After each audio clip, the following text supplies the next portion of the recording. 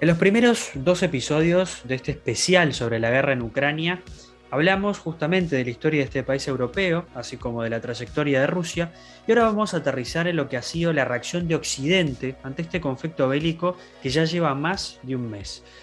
Desde el 24 de febrero no solo miramos los cruces de los gobiernos de Rusia y Ucrania, sino también los fuertes mensajes desde las principales potencias occidentales. Y cuando hablamos de reacciones es de informes de inteligencia de Estados Unidos, declaraciones de presidentes, cancilleres, ministros y más personalidades de diferentes países del gigante norteamericano y de la Unión Europea, así como de organismos internacionales como las Naciones Unidas.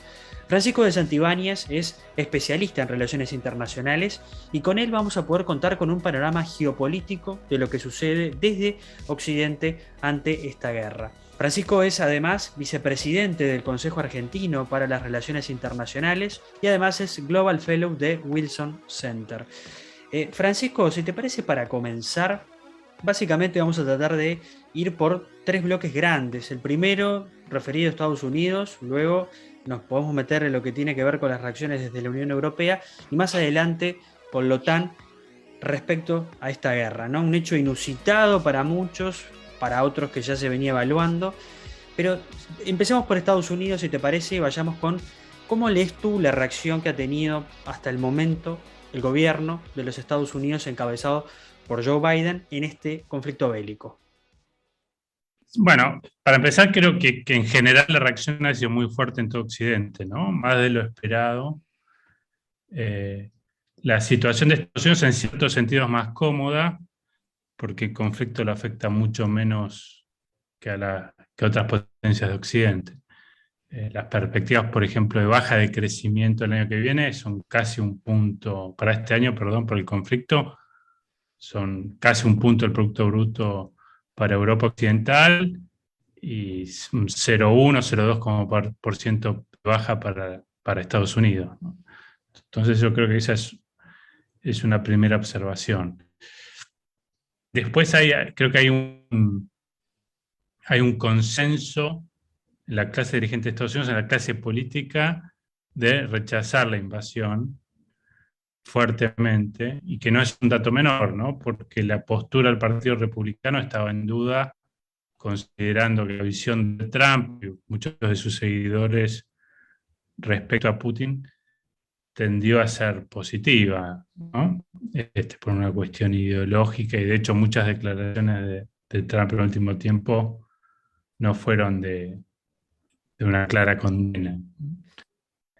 Y en el caso de Estados Unidos en particular, eh, esta condena tuvo un grado de consenso más alto del esperado, en el sentido que el Partido Republicano se sumó fuertemente a las condenas, y de hecho muchas veces lo critica Biden de no ser suficientemente agresivo respecto a la invasión de Ucrania. Y esto hasta ahora estaba en duda por la posición especial de Trump, ¿no? Que siempre mostró cierta simpatía hacia Putin, y ciertos sectores de la derecha republicana, eh, por una serie de consideraciones, ¿no? Ideas similares en torno al nacionalismo, a la identidad, etc. A pesar de esto, uno ve el Congreso y el apoyo del bloque republicano en el Senado y en la Cámara de Representantes es muy fuerte, ¿no? También es cierto que Estados Unidos, a diferencia de los países de Europa Occidental, está en una situación más fácil, en el sentido que el costo de condenar a Rusia es mucho menor en términos económicos. Obviamente no hay una dependencia del gas ruso como existe en Alemania y otros países de Europa, y se calcula que la baja del Producto Bruto Interno para Europa Occidental va a ser aproximadamente un 1%, ¿no? Debido a las condenas. Y en el caso de Estados Unidos va a ser un 0,1, un 0,2. Entonces yo creo que son dos realidades distintas, la de Europa Occidental y la de Estados Unidos, respecto a las consecuencias que tienen las sanciones. Francisco, antes de pasar a lo que tiene que ver con las sanciones, si te parece que son, bueno, ajustadas, exageradas o quizá mínimas con lo que podría ser, si vamos a lo que fue el 24 de febrero, cuando Putin anuncia la invasión. ¿Tú crees que en realidad Estados Unidos debería haberse involucrado militarmente en este conflicto? Estoy pensando después, para ubicarlo en un contexto de, bueno, de retirada de las fuerzas de Estados Unidos de Afganistán, al mismo tiempo de que eso obviamente le generó un impacto en su imagen pública, y las encuestas así lo marcaban, además de meses de tensión, porque recordemos que desde diciembre hasta el momento que ocurrió la invasión ya venía un tironeo en cuanto a la cercanía de una gran cantidad de efectivos rusos al lado de, al lado de la frontera con Ucrania, sobre todo en el área del Donbass.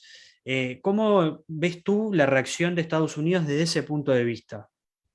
No, creo que es una reacción realista y lógica por una serie de motivos. Primero, las restricciones internas, ¿no? Hoy Estados Unidos no tiene la libertad que tenía en otras épocas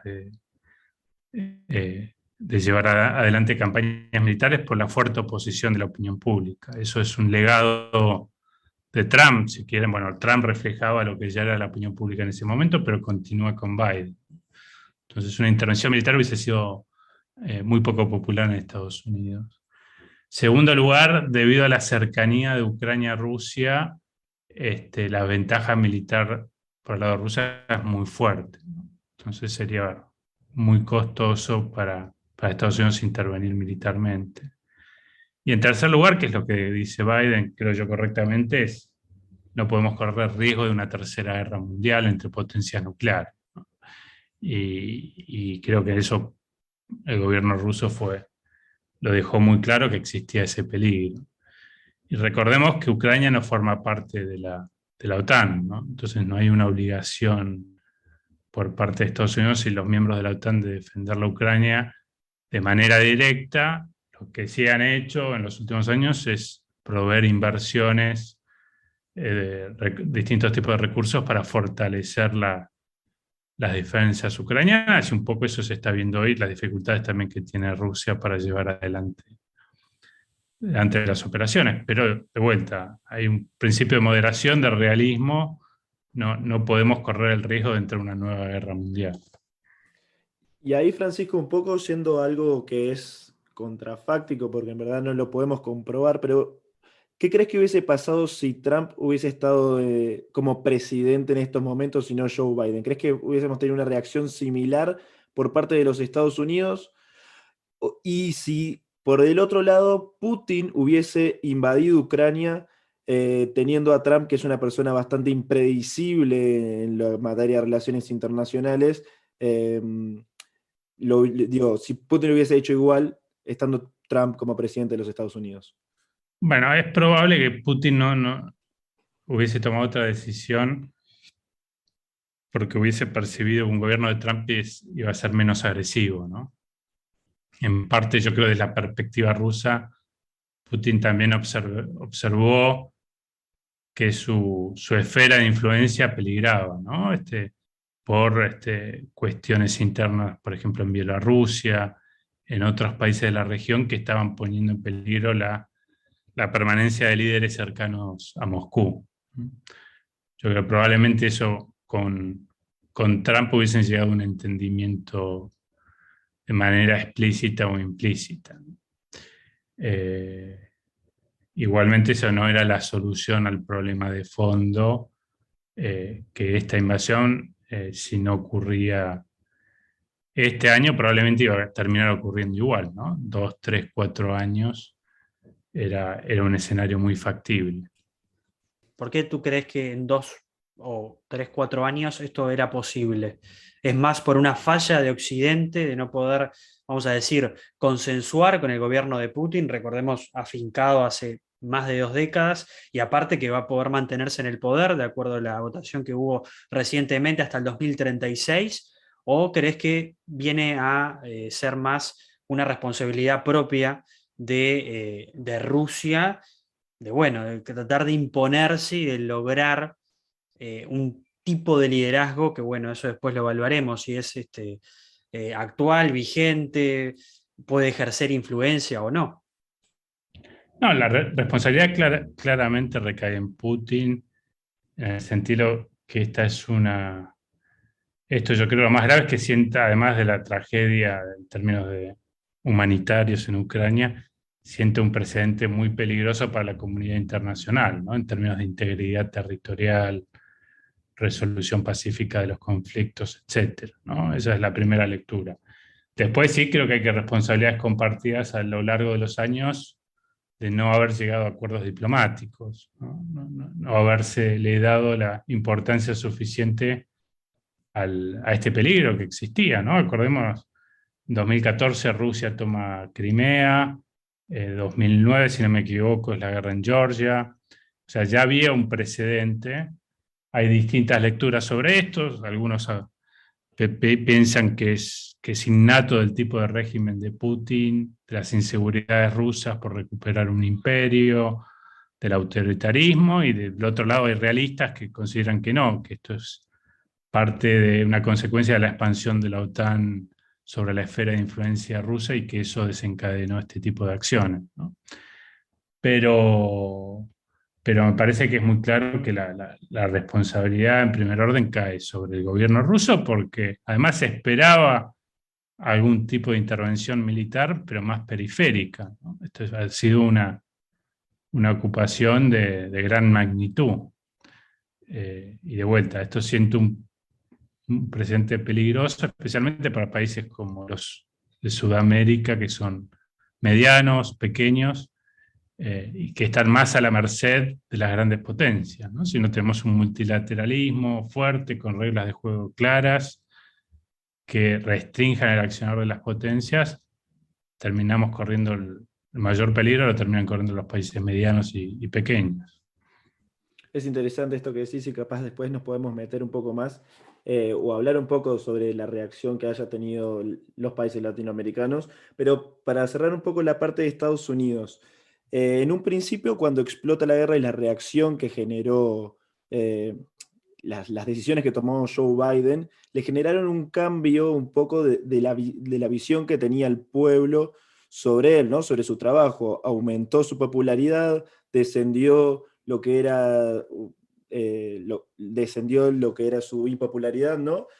Por un periodo de 2 semanas estuvo casi en sus mejores momentos desde cuando arrancaba como presidente, y eso en un año de elecciones, que hoy estamos a unos pocos meses ya de las midterms, algo que va a definir prácticamente el futuro de esta administración, era algo muy importante. Al poco tiempo, la popularidad volvió a bajar, ya está en un 53% de desaprobación, que es casi lo máximo de mal que ha estado.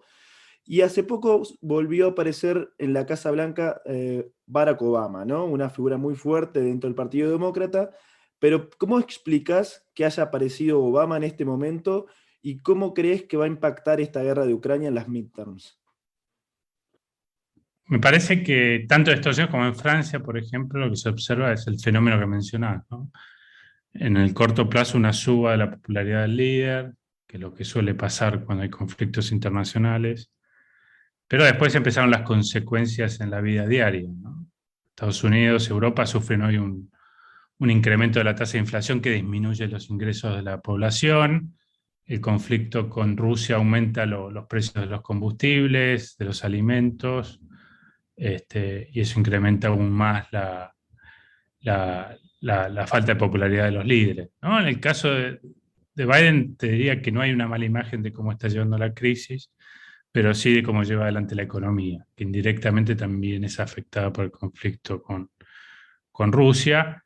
En el caso de Macron, por ejemplo, es mucho más claro porque estamos viendo una clara suba en su popularidad en las primeras semanas del conflicto, y ahora se está dando el fenómeno contrario. Está aumentando fuertemente Le Pen en las encuestas, que es su rival para la primera vuelta en las elecciones en Francia, ¿no? Así que me parece que este es un fenómeno que se va a repetir, que indirectamente perjudica a los oficialismos porque va a disminuir el nivel de ingresos de los ciudadanos, principalmente en Europa Occidental. Es interesante esto también porque nos permite meternos en lo que es un poco la postura de la Unión Europea, ¿no? Se está viendo por lo menos de las postales más significativas que se pueden tener de la guerra en cuanto a reuniones, a alianzas, justamente una jornada especial en la cual el presidente Biden viaja a Bruselas y mantiene 3, 4 reuniones clave con miembros de la Unión Europea, con miembros de la OTAN, se junta con el ex ministro noruego, Jens Stoltenberg, que es el responsable, vamos a decir, el director de la OTAN.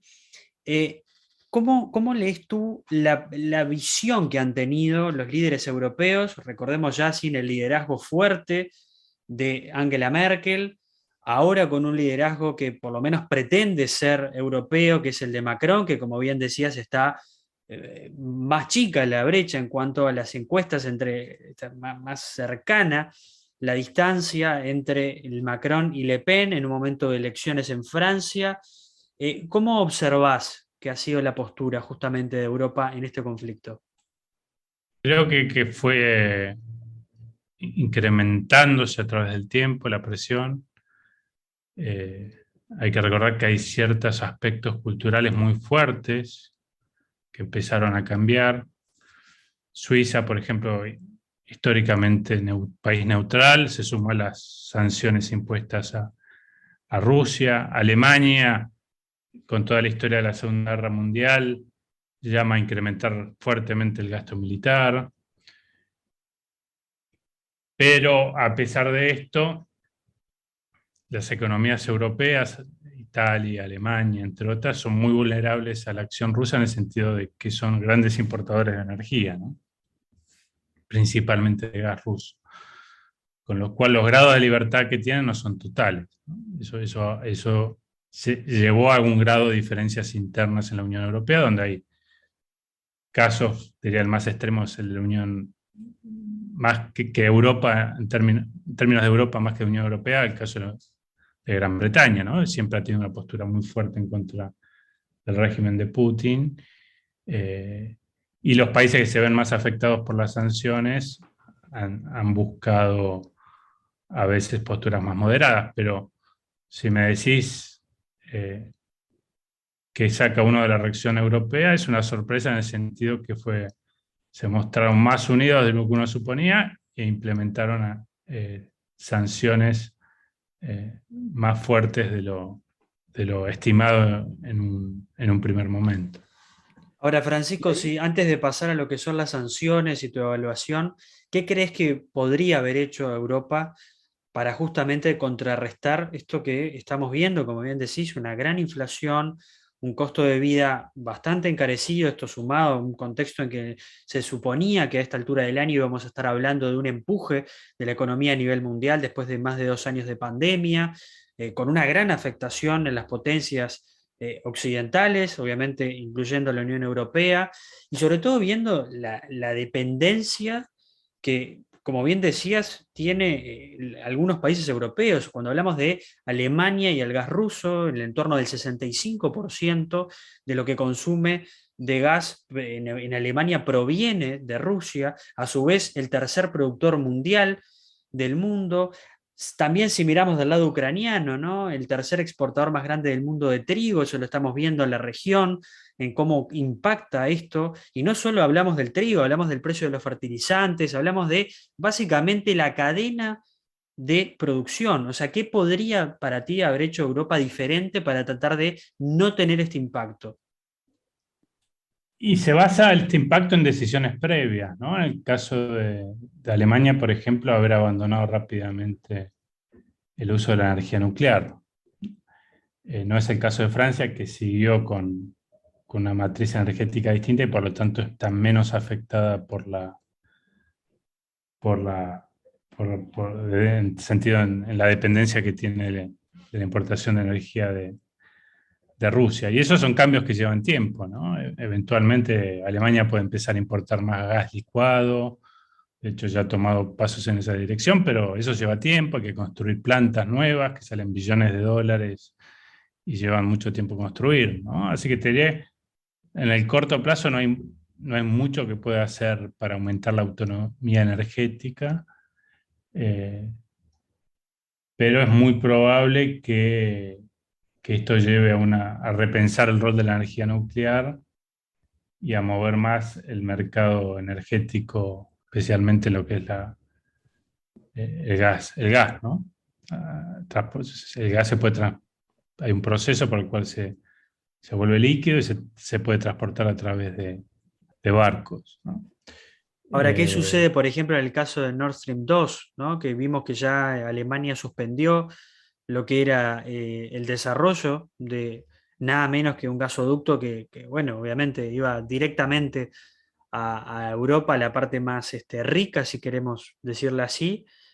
¿Cómo impacta esto, no? Porque estamos hablando de una gran inversión, o sea, y aparte sí, de negociaciones, porque uno piensa también que el liderazgo de Alemania no es tan diferente al que pudo haber sido Merkel, ¿no? Justamente, de hecho, viene del riñón de ese liderazgo también que desde el mundo occidental se celebra.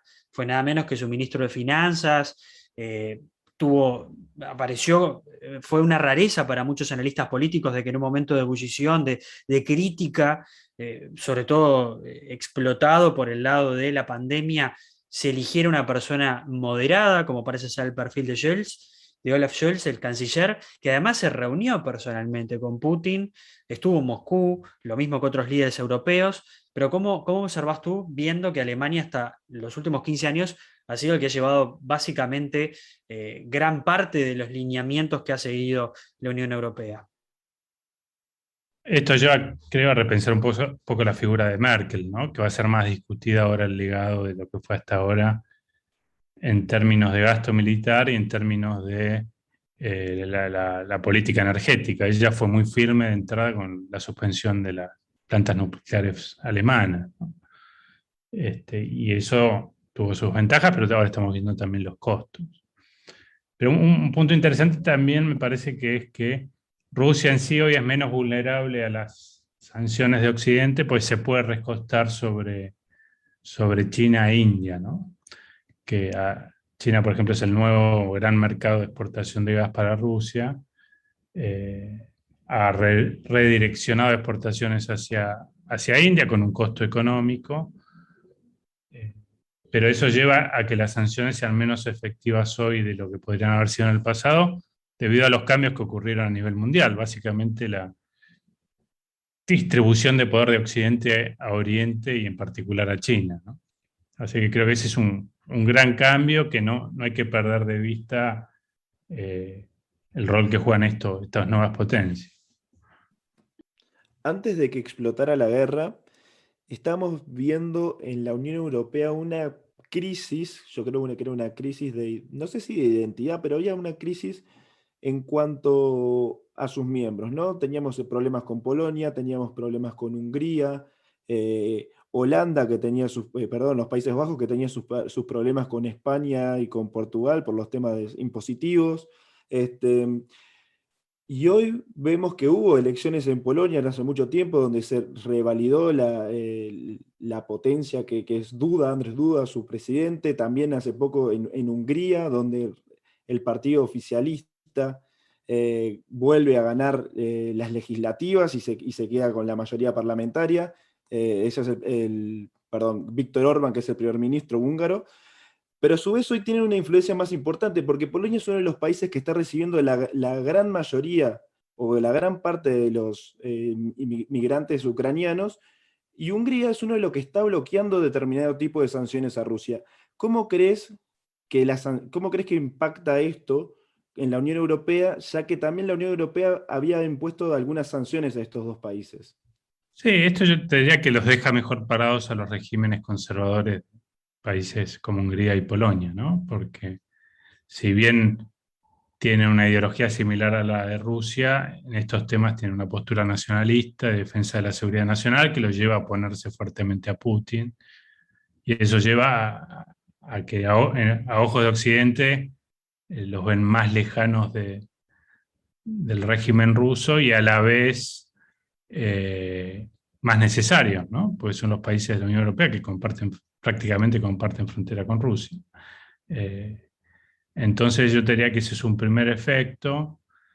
El segundo efecto interesante va a ser cómo la ideología de estos gobiernos empieza a influir más en el debate en Europa Occidental, porque como les decía, un efecto indirecto de esto es posiblemente una mayor rechazo a la clase dirigente actual. Es un fenómeno que ya venía hace mucho tiempo, que lo estamos viendo en las encuestas en Francia, y eso puede tener un cambio también en la política doméstica de los países occidentales, que lleva un crecimiento de la derecha. ¿Crees que esto puede adelantarse de alguna manera ahora o es como un momento también de impasse en el sentido de que, bueno, están como evaluando la ciudadanía europea un poco qué está sucediendo, ¿no? Yo sé que la realidad varía país a país, pero por ejemplo, pensando ahora en las elecciones que se van a venir en Francia, Macron presenta, por ejemplo, una gran oportunidad de convertirse en una figura histórica, ¿no? Más allá de que ya ha vivido un momento particular de la historia y ya está en los libros, ¿no? Es el presidente que tuvo que encarar una pandemia, pero está también siempre como esa carrera y esa competencia, no es de ahora, es histórica entre sobre todo Francia y Alemania para ver quién toma la posta, quién es el que de alguna manera va a tener, va a llevar las riendas de un bloque tan influyente como es la Unión Europea y que sobre todo ahora ha sufrido en los últimos tiempos la baja del Reino Unido, ¿no? Y con todo lo que eso generó. ¿Cómo observas tú esta situación y vinculado al otro que planteabas de las demandas que tiene la gente y ese aumento de los liderazgos de lo que se puede considerar la derecha? Sí, bueno, son realidades distintas, ¿no? En Francia lo que se viene observando hace años es un crecimiento exponencial de las alternativas de derecha, que hay distintas posturas, pero ya, ya era un país tradicionalmente asociado con la izquierda y no es la realidad hoy en día, ¿no? Hoy es un debate entre distintos sectores de la derecha, inclusive en el plano intelectual y cultural en Francia. Macron hasta ahora no ha sido un presidente popular, pero las alternativas son más impopulares todavía. Es de esperar que si gana Macron un segundo mandato impulse quizás reformas más de fondo, en parte también para tener su lugar en la historia, ¿no? Que hoy no está todo claro, más allá de la pandemia, no ha sido un presidente transformacional como ha sido Mitterrand o De Gaulle.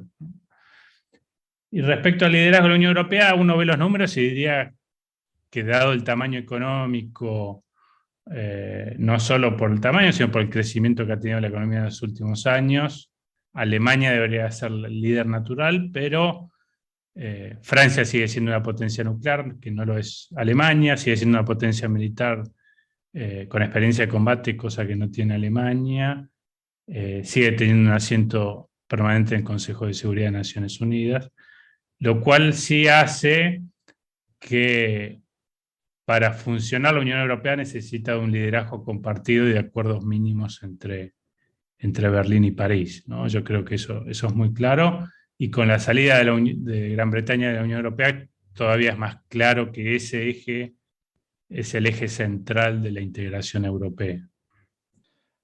Ahora, está bueno pasar a otro actor importante, que era lo que decíamos al principio, que eran tres. La OTAN, ¿no? ¿Cómo queda parado la OTAN en esta situación? Bueno, yo creo que esto lo fortalece a la OTAN porque le da sentido, ¿no? Hubo discusiones en los últimos años muy fuertes de cuál es la función de la OTAN en este nuevo mundo, donde la gran amenaza por Occidente es China y no Rusia. Y la aparición de este nuevo conflicto le da mayor sentido a una alianza tradicional como la de la OTAN,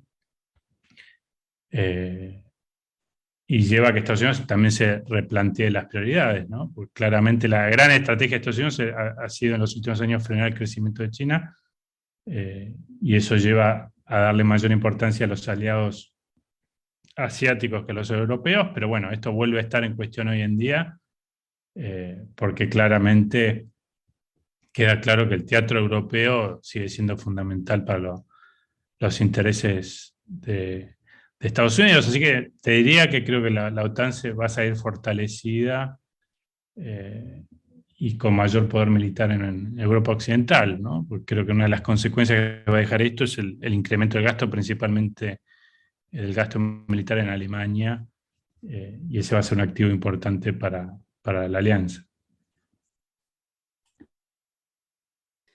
Francisco, también, ahora ya que vimos un poco la postura de los tres bloques que nombrábamos, Estados Unidos, Unión Europea y la OTAN, ahora podemos pasar un poco a cuál es tu balance de las sanciones que han ocurrido hasta el momento. Que recordemos, es bastante particular, porque no solo los países de alguna manera se han alineado, estamos hablando de potencias occidentales, se han alineado en condenar lo que ocurrió, lo que ocurre desde el 24 de febrero en Rusia, sino que también ocurre algo que es bastante particular, que son empresas multinacionales muy fuertes, que no es novedoso que tengan una amplitud y una potencia como para poder marcar claramente su influencia, pero que sin embargo ahora tomaron de alguna manera partido y básicamente se fueron de Rusia, ¿no? Y esto ya no pasa a ser meramente un hecho económico, sino que parece hasta ideológico. ¿Cómo tú tomás esto? Sí, es un fenómeno nuevo, ¿no? Uno lo ve especialmente en Estados Unidos, el rol de las empresas en los debates políticos domésticos, algo que antes no pasaba. Es más, te diría que tienden a tener posturas progresistas en lo social y eso lo lleva incluso a tener conflictos con el Partido Republicano. Y eso también hoy en día se traslada a la política exterior, ¿no? Tienen un rol mucho más activo de lo que tenían en el pasado. Pero yo creo que la efectividad de las sanciones, de vuelta, son menos efectivas de lo que hubiesen sido en el pasado por la presencia de China e India.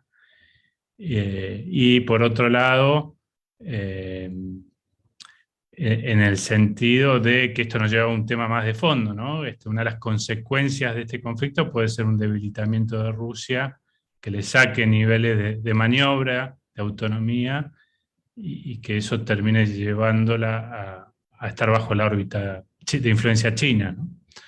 Ese es un gran debate. ¿A quién va a beneficiar este conflicto? ¿A Estados Unidos o a China? Y yo creo que posiblemente el gran beneficiado de esto sea China. Y que fue un debate también a la hora de imponer las sanciones, ¿no? Por ejemplo, la de SWIFT, excluir a Rusia de las transacciones financieras en parte a nivel global, genera incentivos fuertes para que tanto China como Rusia desarrollen su propio sistema SWIFT, ¿no? Para no ser vulnerables a este tipo de sanciones. Entonces, por un lado, son efectivas en el corto plazo, pero también generan incentivos que en el mediano y largo pueden perjudicar a Occidente. ¿Qué crees que podría haber sido más efectivo para poder terminar con esta guerra en el corto plazo? ¿Las sanciones que estamos viendo o más un avance militar que quizás Rusia no se lo hubiese esperado, ¿no? No, la realidad es que generalmente los conflictos son más fáciles de resolver cuando una de las partes se impone sobre la otra, ¿no? En claro dominio militar. En la medida que se mantenga la situación actual, que es favorable a Rusia, pero no del todo, es de pensar que el conflicto se va a extender en el tiempo, y además Occidente tiene un incentivo grande a que Rusia pague un costo, se desangre, por decirlo de alguna manera, para que no lo vuelva a intentar hacer en el futuro con otros países de la región, ¿no? Así que el factor clave yo creo que hubiese sido un triunfo rápido de Rusia, una derrota rápida de Rusia que lleve a algún tipo de negociaciones que finalicen con un acuerdo. Recién nombrabas a China y creo que es importante hacerte esta pregunta. ¿Crees que China, después de ver la reacción de Occidente y la no reacción de Occidente cuando pasó lo de Hong Kong, se puede estar pensando en una posible invasión al Tíbet o a Taiwán, que es lo que se viene preparando desde hace un tiempo? Bueno, hasta ahora China mostró ser bastante cautelosa en llevar adelante una operación militar de este tipo. Pero en Washington sí hay un debate respecto a qué consecuencias tiene esto con China, ¿no? Los realistas tienden a decir que esto es una distracción que impide focalizar la atención y las energías y los recursos de Estados Unidos en su principal rival, que es China, y esto por lo tanto favorece a China. Y otros sectores dicen que no, que es que la mayor relación que hay entre conflicto en Rusia en China y con China es dar una señal clara de que los países que violan el orden internacional con este tipo de acciones, como podría ser China y una invasión en Taiwán, van a sufrir un costo muy alto, suficientemente alto para que impida que tomen esa decisión las autoridades chinas, ¿no? Entonces, siempre las teorías y las ideas tienen una influencia en el debate público, y yo creo que esas son las dos escuelas hoy que están en pugna en el debate con Estados Unidos, porque los realistas en última instancia dirían que Rusia debería ser un aliado de Estados Unidos para enfrentar a China, con lo cual tampoco hay que ir muy lejos en los niveles de conflictividad que tenga lugar entre Estados Unidos y China. ¿Tú crees que es el momento en que Occidente debe cargar las tintas contra China? Ya hemos visto de que primero le exigieron de alguna manera que tuviera una postura más fuerte contra lo que fue la invasión de Rusia en el 24 de febrero, y vimos que está dando pasos cautelosos. ¿Crees que una manera de debilitar a Rusia justamente es atacar a China en este momento? Bueno, la postura de Estados Unidos hasta ahora ha sido advertirle a China los costos diplomáticos que tendría un involucramiento por su parte en el conflicto con Rusia, ¿no? Hasta ahora esa ha sido la postura de Washington. El tema es que la lógica indica que a Estados Unidos y a Occidente en general no le conviene estar peleado al mismo tiempo con dos potencias, y cuando las relaciones son peores con una de las dos, tendrían que tender a ser mejores con la otra para evitar una alianza en contra de sus intereses, ¿no? Pero la alianza ya está, ¿no? Incluso uno ve las últimas reacciones que ha tenido China contra AUKUS, este pacto, ¿no?, en el Indo-Pacífico, para justamente contrarrestar el avance chino en esa zona del mundo. De alguna manera, tanto China como Rusia parecen estar más cerca y justamente en contra de Occidente. Entonces, ahí cómo sería un poco el esquema. No, pero no es un entendimiento, pero por ejemplo, no hay una ayuda militar significativa de China a favor de Rusia que cambie el balance de poder en Ucrania, ¿no? Yo creo que Estados Unidos lo que quiere evitar es una movida de ese tipo, sabiendo que tanto China y en menor medida India van a focalizar las sanciones diplomáticas hacia Rusia. De hecho, son países que se abstuvieron de la condena de Naciones Unidas a la invasión rusa, ¿no? Claro, La pero si mayor miramos, preocupación es que haya una intervención más de tipo militar, indirecta, de China en el conflicto, como de hecho la hay por parte de Occidente.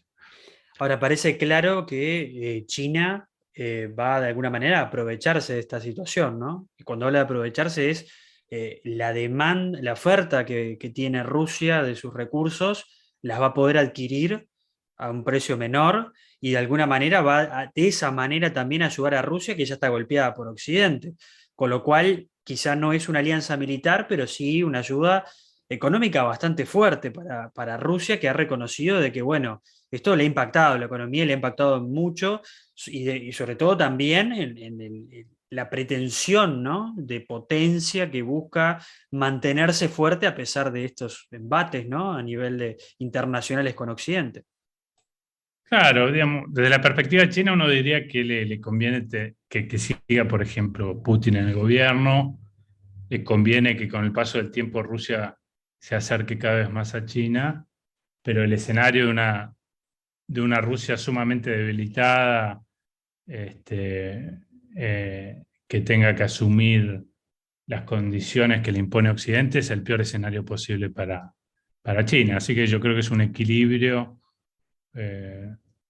un juego que llevará adelante la diplomacia china, de darle cierto apoyo a Putin, eh, para, para que no termine demasiado debilitado el régimen de Putin y Rusia en general, ¿no? Eh, pero de vuelta, es un actor central China, eh, y que en los últimos años ha tenido no diría una alianza, porque de hecho no hay una alianza, pero sí hay un entendimiento muy fuerte entre los dos gobiernos. Francisco, un poco como para ir ya redondeando esto, me quedé pensando en lo que decías hoy de Latinoamérica.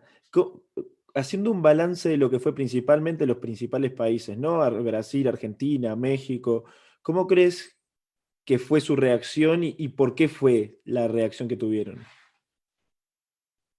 Bueno, en primer lugar hay que ser realista en el sentido que los costos que tienen para América Latina de oponerse a la acción rusa son mínimos. Creo que el comercio de Argentina con Rusia es menos del 1% del comercio total. Con lo cual la postura en general ha sido de condena. El caso de Brasil es particular porque forma parte de los BRICS, ¿no? Entonces ha sido más reticente a tomar la postura de otros países de la región. Pero en el caso de un conflicto con China, por ejemplo, sería una realidad muy distinta porque el costo económico de imponer sanciones o entrar en conflictos diplomáticos con China para América Latina y en particular los países del Cono Sur sería enorme, ¿no? Así que me parece que es un ejercicio interesante para pensar a futuro. Hoy este tipo de conflictos no tiene un costo grande para nuestros países porque la relación económica con Rusia es mínima, pero en una etapa de mayor conflictividad que incluye a China y Estados Unidos, la pregunta es qué haríamos en el caso de que se produzca un conflicto en Taiwán, por ejemplo, ¿no? Es un caso práctico en donde ya la posición de nuestros países es muchísimo más difícil y sería un conflicto que nos terminaría perjudicando más allá de la decisión que tomemos. Francisco, ahí aparece igual un elemento que no es menor, que es la señal que dieron dos de las principales potencias de Latinoamérica poco antes del conflicto. Estoy hablando de Argentina y de Brasil, ¿no? Un viaje especial de Bolsonaro y de Alberto Fernández. En el caso de Argentina, una promesa básicamente de reactivar, de inyectar mucho dinero para el desarrollo. En el caso de Brasil, también buscando un socio estratégico como es Rusia, si uno mira aparte, compara lo que puede llegar a ser en la cadena, lo que a nivel de socios comerciales es abismal, ¿no? La diferencia entre Ucrania y Rusia. Además que Rusia se ha afianzado en la región como comprador de de varias materias primas. Entonces, en ese sentido, ¿cómo lees que si bien la postura no fue, vamos a decirlo, tan costosa, al mismo tiempo implicaba una apuesta de los líderes en el último tiempo, ¿no? De justamente de acercarse a un país como Rusia? Sí, en el caso de Brasil, de vuelta, creo que tiene mucho que ver con el BRICS y también con la relación con China y las potencias emergentes, ¿no? No es solo la relación bilateral con Rusia, sino lo que significa esta alianza entre países emergentes. En el caso de Argentina, yo creo que era más política doméstica, la búsqueda del gobierno de un equilibrio entre los distintos sectores internos después de un acuerdo, lo que iba a ser un acuerdo con el Fondo Monetario Internacional. Y buscó algún tipo de equilibrio con Rusia, con ese viaje, ¿no? O sea, son dos casos distintos. Bien, y bueno, para cerrar un poco, Francisco, ahora sí, la última, ¿cómo, ¿cómo crees que va a avanzar esta guerra? Y sobre todo, ¿qué lectura ves que o sea, sobre todo, qué pasos crees que puede dar Occidente de aquí en más, ¿no?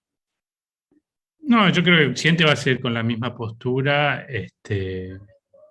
pero estamos viendo un conflicto que va a durar bastante tiempo, ¿no? Eso me parece que, que da la impresión que eso es lo que va a suceder y bueno, va a ser un desafío para la política exterior de Occidente y otros países en términos de tener una postura coherente a través del tiempo.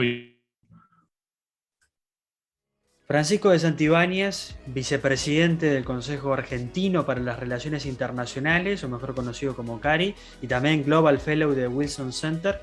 Gracias por acompañarnos en el tercer programa de la tercera temporada de ¿Cuál es el plan? Y vamos a seguir también con el especial de la guerra en Ucrania. Así que muchas gracias y nos reencontramos, como les digo, en una semana.